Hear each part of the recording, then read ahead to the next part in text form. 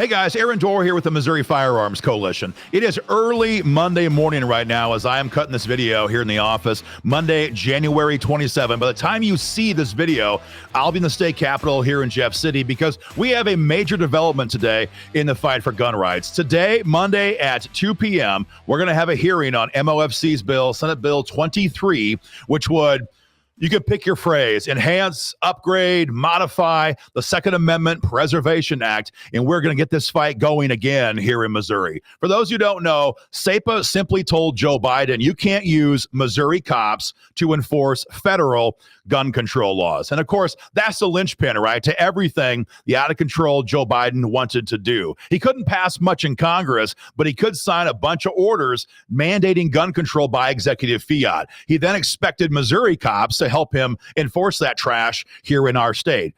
SAPA stopped all of that by saying Missouri cops will only enforce Missouri law when it comes to guns, ammo, and accessories. Naturally, Merrick Garland and the Department of Injustice didn't like that very much because without the use of our cops, their agenda was dead on arrival here in Missouri. Now, after a couple of years of fighting over this in federal court, the Eighth Circuit struck down Missouri's SAPA law about a year ago now, a year and a half ago maybe now.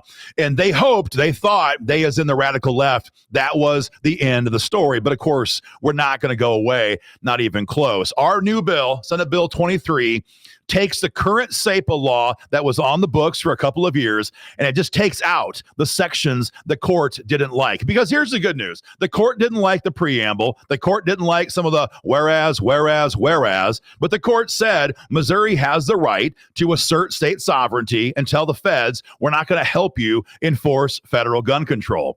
The court also said Missouri has a right to put penalties into the law, which we did. So if St. Louis or Kansas City or Columbia or insert your blue city here decided to violate SAPA law, gun owners could sue the department in civil court for damages. The court had no problem with that section as well. So what we're doing, in a nutshell, is we're trimming the SAPA law that we passed in 2021. We're going to condense it. We're going to make it smaller, take out the preamble, take out some of the whereases, and we're going to ram this thing right back into law here in Missouri if we get the votes to get it done. Now, some may be asking, who cares? We've got President Trump in the White House. Well, there's two answers to that. Number one, he's only there for 4 more years, and we have to get ready for the next radical commie. America is now, unfortunately, I would say, in a pendulum, and we're going back and forth, and we're going back and forth. And what Joe Biden did to our freedoms is being undone right now by President Trump in a major way. The next Democrat, however, is going to push that pendulum back, and I'm afraid it's going to be really, really nasty when that happens. SAPA is how we keep a red state free from federal tyranny. That's reason number one. But reason number two is now with Trump in the White House, this is the time because we assume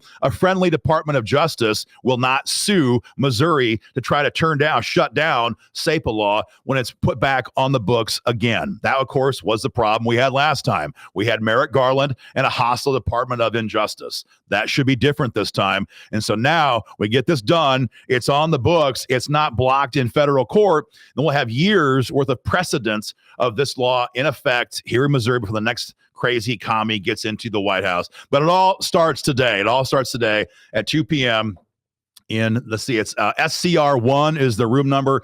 It's Senate Bill 23. And a major shout out to Senator Rick Brattin from Cass County. Rick is the lead sponsor on this bill for us this year.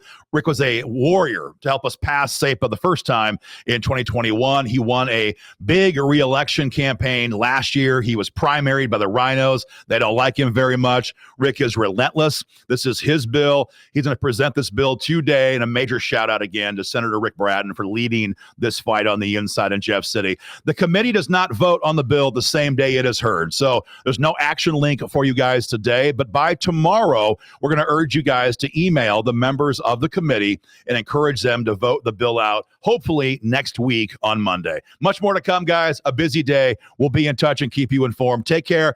Be sure to get involved in this fight. Share the video on social media. You're going to find it on X. You're going to find it on YouTube. You're going to find it on Facebook. Share it on your platform of choice so everyone knows what's going on and can be involved in this fight. More to come, guys. Have a great rest of your day. Hey, guys, MOFC is fighting hard to expand Second Amendment freedom to make sure our children's children have a right to keep and bear arms. Get involved in this fight today. Number 1, sign up for text alerts. Number 2, follow us on X. And number 3, like and subscribe for more content.